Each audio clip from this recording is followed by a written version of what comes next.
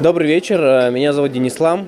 Хочу вам рассказать о небольшой благотворительной акции, которую мы сделали на днях, буквально вот сегодня завершили ее. Как вам известно, в Сирии и в Турции произошли землетрясения, и в связи с этим там есть очень много пострадавших. И многие посольства организовались и принимали гуманитарную помощь.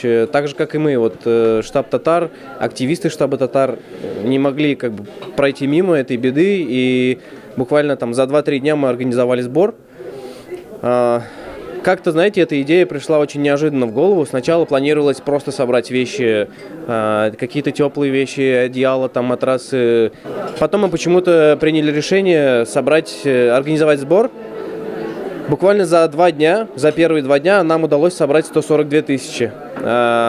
На эти деньги мы купили генераторы, компрессоры, сварочные аппараты, обогреватели, катушки, в общем, матрасы, одеяла.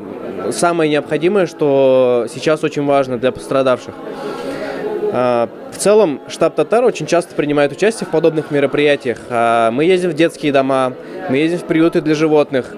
Но эта беда заставила многих задуматься, что было для меня приятным удивлением. И, хочу отметить, что принимали участие даже дети, студенты, пускай с небольшими суммами, но в целом было очень приятно видеть, что люди остаются неравнодушными и поддерживают.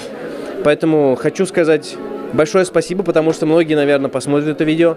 Хочу сказать большое спасибо тем, кто принимал участие, кто делал репосты, кто говорил слова поддержки, благодарности. И прям, знаете, это были очень сильные 3 дня. И, конечно, не хотелось бы таких бед, но я думаю, что в дальнейшем мы будем всегда оказывать помощь нуждающимся и регулярно проводить такие акции.